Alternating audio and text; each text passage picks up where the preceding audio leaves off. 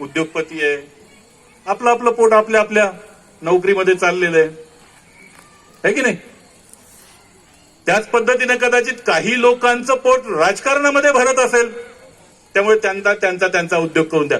पण मी भारताचा नागरिक आहे आणि या भारताला राष्ट्र म्हणून घडवण्याची माझीही तेवढीच नैतिक जबाबदारी आहे. या पद्धतीनंच या देशाकडे पाहिलं पाहिजे. जोपर्यंत या पद्धतीने आपण या देशाकडे पाहणार नाही, आज तुमच्या माझ्या मार्गामध्ये कितीही खड्डे खोदून ठेवलेत, हे खड्डे तुमच्या माझ्या मार्गामध्ये नाहीये, तर या देशाला, या देशाची राष्ट्राकडे, एक राष्ट्र घडण्याकडे जी कुठली वाटचाल चाललेली आहे त्या मार्गावरचे हे खड्डे आहेत असं समजूयात आपण. या मार्गावरचे हे खड्डे आहेत. म्हणून मी एक उदाहरण मग ज्याचा उल्लेख केला मी ते पुन्हा सांगतोय की कुठलंही राष्ट्र हे तोपर्यंत विकसित होत नाही जोपर्यंत त्या राष्ट्रातली 100% जनता राष्ट्राच्या विकासामध्ये सहभागी होत नाही. हे तर साधी गोष्ट आहे की नाही. तुम्ही मी वेगवेगळ्या धंद्यामध्ये काम करतो, काही जण इंडस्ट्रीमध्ये काम करत असतील, काही जणांची दुकानं असतील, पण तुमच्या माझ्या हाताखाली जे सगळी माणसं आहेत, ही सगळीची सगळी माणसं जोपर्यंत एकजीव होऊन काम करत नाही तोपर्यंत कुठलाही धंदा पुढे जात नाही आणि कुठलाही विकास होत नाही. हे तर मान्यच आहे की नाही. माझ्या हाताखाली जर मी एखादं दुकान चालवतोय आणि माझ्या हाताखाली जर 4 माणसं असेल, तर ते 4 माणसं आणि मी 5वा, असे 5ही जोपर्यंत एकजीव होऊन आम्ही त्या दुकानाच्या भल्यासाठी, त्या दुकानाच्या विकासासाठी काम करणार नाही तोपर्यंत ते दुकान चांगलं चालणार नाही. एवढंच कशाला, तुमच्या माझ्या घरातली उदाहरणं घेऊयात. तुमच्या माझ्या घरामध्ये 4-4, 5-5 माणसं असतात. ही 4-4, 5-5 असलेली माणसं जोपर्यंत एकजीव होऊन त्या घराला सांभाळणार नाही तोपर्यंत त्या घराचाही विकास होत नाही, है की नाही. नाही तर 2 सुना आहेत, एकीचं तोंड पूर्वेला आणि एकीचं तोंड पश्चिमेला, तर सासू सासरे वृद्धाश्रमात आणि पोरं बोर्डिंगमध्ये, अशी अवस्था तयार होऊ शकते. पण जर एका घरामध्ये 5 लोक आहे आणि 5ही लोक एकजीव होऊन काम करतात, एका दिलानं काम करतात, तेव्हा त्या घराचा उत्कर्ष कुणी थांबवू शकत नाही. हे जसं घराचं आहे, हे जसं दुकानाचं आहे, तसंच ते राष्ट्राचं आहे. या राष्ट्रातली 100% जनता जोपर्यंत एकजीव होऊन या राष्ट्राच्या विकासामध्ये सहभागी होणार नाही तोपर्यंत कुठलंच राष्ट्र विकसित होऊ शकत नाही. लक्षात येत आहे. साधी गोष्ट आहे, साधं सूत्र आहे, काही फार अवघड नाहीये. पण तुम्ही जर धार्मिक रीतिरिवाज, प्रथा परंपरा, मनुस्मृती, वेगवेगळे संस्कार यांच्या आधारानं जर तुम्ही या समाजाला विकासाच्या प्रक्रियेमधूनच जर नाकारलं, म्हणजे उदाहरण द्यायचं झालं तर जसं तुम्ही मनुस्मृतीने या देशातल्या स्त्रियांना आणि शूद्रातिशूद्रांना शिक्षण द्यायचं नाही असा जो निर्णय केला होता, जो धर्मव्यवस्थेने या देशातल्या स्त्रियांना आणि शूद्रातिशूद्रांना शिक्षण द्यायचं नाही असं ठरवून टाकलं होतं, त्याचा परिणाम काय झाला? त्याचा परिणाम असा झाला की तुमच्या देशाच्या राष्ट्रीय विकासामध्ये 100% मनुष्यबळाचा सहभाग होऊ शकला नाही. लक्षात येते ना, साध्या पद्धतीने सांगतोय मी. शिक्षण नाकारल्यामुळे या स्त्रियांना, त्यांच्यासाठी महात्मा ज्योतिबा फुलेंना किती खडे फोडावे लागले, महात्मा ज्योतिबा फुलेंना किती अंगावर शेण घ्यावं लागलं, सावित्रीबाईला अंगावर शेण माती घ्यावी लागली. स्त्रियांना शिकवण्यासाठी जेव्हा शाळा काढल्यात, ह्या घटना माहीत आहेत तुम्हा सगळ्यांना, माहीत आहे. पण या फक्त कथा म्हणून वाचू नका तुम्ही, ती काही वट सावित्रीची कथा नाही. महात्मा ज्योतिबा फुल्यांनी स्वतःच्या पत्नीला आधी शिकवलं, महिलांसाठी, स्त्रियांसाठी शाळा काढली आणि त्या शाळेवर जेव्हा ती बाई शिकवायला जायची तेव्हा 2 पातळ सोबत न्यावे लागायचे, 2 लुगडी सोबत न्यावी लागायची. कारण ती जेव्हा शिकवायला जायची तेव्हा पुण्यासारख्या अतिशय प्रगत असं समजतो आपण आता पुण्याला, त्या पुण्यातल्या लोकांनी शेण माती त्या बाईच्या अंगावर टाकलेली, कारण ती स्त्रियांना शिकवायला चालली म्हणून. ती बाई साऱ्या रस्त्याने ते शेण माती अंगावर घेऊन शाळेत जायची, शाळेमध्ये पातळ बदलायची, लुगडं बदलायची आणि नवीन लुगडं नेसून, दुसरं लुगडं नेसून ती शिकवायची आणि पुन्हा येताना परत तेच घाण झालेलं लुगडं घालून घरी यायची. तुमच्या देशातल्या धर्मव्यवस्थेनी, वर्णव्यवस्थेनी, मनुस्मृतींनी स्त्रियांना आणि शूद्रातिशूद्रांना जर शिक्षणाचा अधिकार नाकारला, याचा अर्थ त्यांना राष्ट्रीय विकासातूनच नाकारलं. म्हणजे जर आता आकडेवारीच्या भाषेमध्ये बोलायचं झालं तर तुमच्या देशातली 80% जनता ही तुम्ही रीतिरिवाज, प्रथा, परंपरा या आधारानं नाकारूनच टाकली. फक्त 20% जनताच राष्ट्रीय विकासाच्या प्रक्रियेमध्ये सहभागी आहे. ज्या राष्ट्राची फक्त 20% जनता राष्ट्रीय विकासाच्या प्रक्रियेमध्ये आहे, ते राष्ट्र विकसित होईल कसं? ते राष्ट्र कसं विकसित होईल? ज्या घरातली 5 माणसापैकी एकच माणूस कामाचा ठेवला आणि बाकीच्या माणसाला तुम्ही म्हणलं तुम्ही बाजूला बसा, तुम्हाला तो अधिकार नाही, कारण तू अशी आहे, तू तशी आहे, तू तशी आहे, बाजूला बस, घर पुढे जाणार कसं?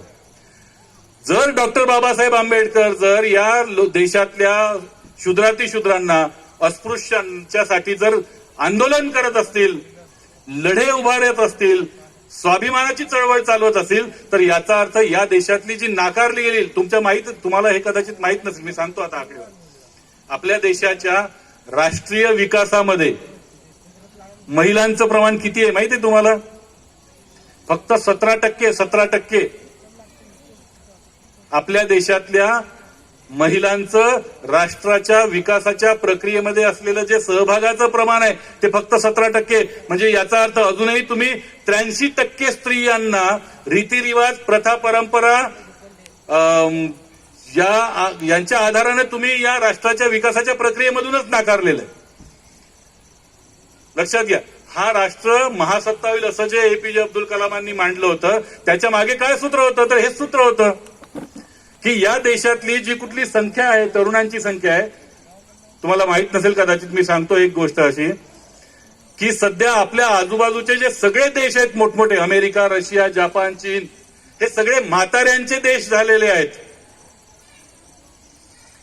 आणि एपीजे अब्दुल कलामांनी असं मांडलं होतं की जेव्हा सगळ्या जगभर तरुणांचा तुटवडा पडेल, त्या काळामध्ये भारताकडे तरुणांचं प्रमाण 67% राहणार आहे. 67%, 67%. आणि हे 67% प्रमाण, तरुणांचं प्रमाण भारताकडे असल्यामुळे सगळ्या जगामध्ये जो तुटवडा पडतोय तरुणांचा, ह्या तुटवडा भरून काढण्याचं काम भारत करेल आणि या पद्धतीनं भारत महासत्ता होईल. हे एपीजे अब्दुल कलामांचं गणित होतं, समीकरण. त्याचं काय झालं ते नंतर सोडून देऊ, पण निदान समीकरण तरी असं होतं. म्हणजे ज्या एपीजे अब्दुल कलामांनी भारत महासत्ता होण्याचं गणित सुद्धा मनुष्यबळाच्या राष्ट्र विकासामध्ये सहभागी होण्याच्या आधारावर मांडलं होतं, तेच तुम्ही तुमच्या धर्मव्यवस्थेनी, तुमच्या समाज व्यवस्थेनी, तुमच्या जाती व्यवस्थेनी, तुमच्या रीतिरिवाजांनी, तुमच्या प्रथा परंपरांनी, तुमचे जे कुठले विधी निषेध आहेत त्याच्या आधारांनी तुम्ही या देशातल्या महिलांना आणि जे शूद्रातिशूद्र आहेत, म्हणजे आता त्या शूद्रातिशूद्र म्हणायचं की नाही हा भाग वेगळा, पण बहुसंख्याक समाजाला तुम्ही या शिक्षणाच्या प्रक्रियेमधूनच नाकारलं. याचा अर्थ तुम्ही या देशाच्या राष्ट्रीय विकासाच्या प्रक्रियेमधून नाकारलं. म्हणून डॉक्टर बाबासाहेब आंबेडकर जेव्हा अस्पृश्योद्धाराची चळवळ चालवतात, ती महात्मा ज्योतिराव फुले जेव्हा शूद्रातिशूद्रांची चळवळ चालवतात, शिवराय जेव्हा रयतेचं राज्य निर्माण करतात, तेव्हा हे जे नाकारलेले लोक आहेत, या नाकारलेल्या लोकांच्या आधारानं राष्ट्र घडवण्याची ती प्रक्रिया ठरते. म्हणजे या महापुरुषांनी जेव्हा आपल्याला हे माहित आहे की छत्रपती शिवरायांनी रयतेचं म्हणजे 18 पगड जातीतली माणसं, लक्षात घ्या, पुन्हा काही गोष्टी आपण लक्षात घेतल्याच पाहिजे आणि लक्षात ठेवल्या पाहिजे की छत्रपती शिवरायांची जी युद्ध होती, ही युद्ध धर्मयुद्ध नव्हती, ती धार्मिक युद्ध कधीच नव्हती. त्यावेळेस राजे मुसलमान होते, जर काही हिंदू असते तर त्यांच्याही विरुद्ध राजांना लढावंच लागलं ना. हिंदू राजांच्याही विरुद्ध लढलेत, मुस्लिम राजांच्या विरुद्धही लढले. म्हणून छत्रपती शिवरायांची युद्ध ही कधीही धर्मयुद्ध नव्हती आणि धर्मासाठी केलेली युद्ध नव्हती. ती होती स्वराज्याच्या स्थापनेसाठीची युद्ध, ती होती रयतेचं राज्य उभं करण्यासाठी केलेली युद्ध, ती होती या रयतेला राष्ट्राच्या प्रक्रियेमध्ये सहभागी करून घेण्यासाठीची युद्ध आणि त्यांच्या आधारानं राष्ट्र उभं करण्याची युद्ध. तेव्हा या पद्धतीनं जर ही माणसं काम करत असतील आणि सर्वसामान्य माणसांना जागृत करणं, सर्वसामान्य माणसांना शिक्षित करणं, सर्वसामान्य माणसांना संघटित करणं, सर्वसामान्य माणसांना शिक्षणाच्या प्रक्रियेमध्ये आणणं, सर्वसामान्य माणसांना राजकीय प्रक्रियेमध्ये आणणं, हे माणसं जर हे करत असतील तर ती राष्ट्राच्या उभारणीची कामं होती, हे लक्षात घेतलं पाहिजे. म्हणून मित्रहो, हा जो मधला काळ गेलाय, या सगळ्या राष्ट्रपुरुषांना आपण एकमेकाच्या विरुद्ध उभं केलं आणि त्यांच्यामध्येच युद्ध लावली. ती बरं झालं, तो काळ आता थांबलाय आणि नवी जनता, आपण नवे लोक, डोके सरांसारखे आणि डोके सरांच्या सोबत जे या संयोजनामध्ये सहभागी आहेत ती सगळी लोक, त्यांना हे माहीत झालं की हा सुसंवाद झाल्याशिवाय हा देश मोठा होणार नाही. हा सुसंवाद झाल्याशिवाय हे राष्ट्रपुरुषही मोठे होणार नाहीत. मोठे होणार नाही म्हणजे त्यांचं राष्ट्रीयत्व जे तुम्ही पुसून टाकलं ते राष्ट्रीयत्व लोकांच्या पुढे जाणार नाही. आणि जोपर्यंत सुसंवाद होणार नाही तोपर्यंत समाजही मोठा होणार नाही, समाजाचाही विकास होणार नाही. या सगळ्या भूमिकेने या प्रकारच्या जयंतीचं आयोजन तुम्ही सगळ्यांनी केलं. खूप बोलता येईल पण उशीर खूप झालेला आहे. पुन्हा कधीतरी बोलून जरा मनमोकळेपणानं गप्पा मारूयात. तुम्ही सगळ्यांनी शांतचित्तानं ऐकलं. एक लक्षात घेऊयात की या महापुरुषांना चौकटीच्या बाहेर नेण्याचं काम, चौकटीच्या बाहेर नेऊन त्यांच्याकडे पाहण्याचं काम आणि चौकटीच्या बाहेर जाऊन त्यांच्याकडे म्हणजे आपण आपली दृष्टी बदलून घेऊयात, आपला दृष्टिकोन बदलून घेऊयात आणि ही माणसं राष्ट्राच्या विकासासाठी, राष्ट्र निर्माण करण्यासाठी आणि राष्ट्र उभं करण्यासाठी ही माणसं झटलेली आहेत, याचं भान आपण ठेवूयात. आजही देश, म्हणजे लक्षात घ्या की यांच्या गोष्टी आपण ऐकल्या नाही. 2 मिनिट. त्या माणसांनी जे कुठलं राष्ट्रीय काम केलं, हे राष्ट्रीयत्व पुसल्यामुळे आपण हे भेद मिटवले नाही आणि त्याचा परिणाम असा झाला की तुमच्या माझ्या भेदावरच काही लोकांच्या दुकानदाऱ्या चालतात.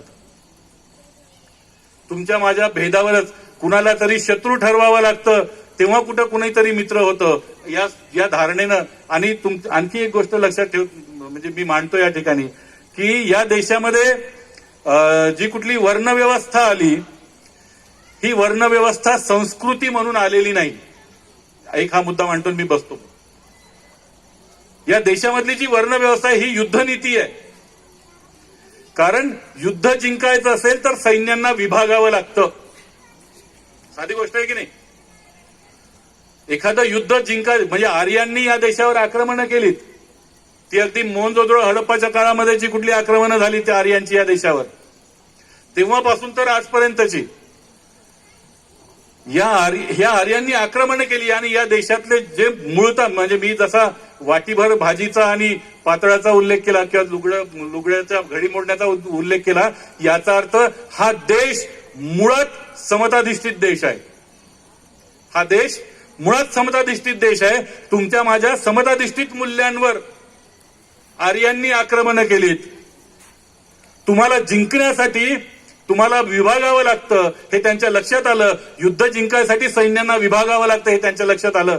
आणि तुम्हाला मला विभागणी करण्यासाठी मग वर्णाश्रम आला, वर्णव्यवस्था आली. ही वर्णव्यवस्था ही विभागणी आहे आणि ही विभागणी तुमची माझी विभागणी आहे. या विभागणीमुळे त्यांना विजयी होता येतं.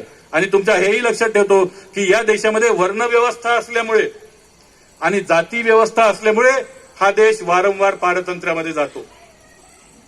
हा देश जो कायम गुलामीमध्ये राहतो, हा देश जो कायम पारतंत्र्यात राहतो, हा देश जो कायम लोकांच्या म्हणजे जो पराभूत होतो, त्याचं कारण असं की या देशामध्ये जी विभागणी केलेली त्या विभागणीमुळे आम्ही एकजीव होऊन लढत नाही. आणि एकजीव होऊन न लढल्यामुळे हा देश कायम पारतंत्र्यात राहतो. आमचा तुमचा माझा जो इतिहास आहे हा पारतंत्र्याचा अधिक आहे, स्वातंत्र्याचा फार कमी आहे. तुम्ही मी स्वातंत्र्यात फक्त तेव्हाच होतो कधी, इसवी सन पूर्व 1985च्या आधी, जेव्हा सम्राट अशोक राजा होता. आणि तुम्ही आम्ही स्वतंत्र तेव्हा आहोत जेव्हा भारतीय संविधान स्वीकारलं. मधला काळ हा तुमचा माझा पारतंत्र्याचा काळ आहे, लक्षात घ्या. आणि हे पारतंत्र्य तुमच्या माझ्यावर का येतं? कारण तुम्ही मी विभागलेले राहतो. ही विभागणी का? कारण ती युद्धनीती आहे, ती संस्कृती नाही. शत्रूंना विभागल्याशिवाय विजय मिळवता येत नाही. या पद्धतीने तुमची माझी विभागणी झाल्यामुळे हा देश देश म्हणून उभा राहत नाही.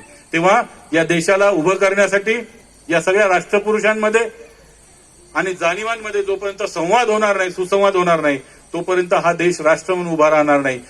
तेव्हा राष्ट्र म्हणून उभं करण्यासाठी तुमची माझी जी जबाबदारी आहे, तुमचे माझे चष्मे स्वच्छ केले पाहिजे, तुमचा माझा दृष्टिकोन स्वच्छ केला पाहिजे, तुमचा माझा या देशाकडे पाहण्याचा दृष्टिकोन स्वच्छ केला पाहिजे आणि माझ्या शेजारी असणाऱ्या माणसाकडे पाहण्याचा दृष्टिकोन स्वच्छ केला पाहिजे.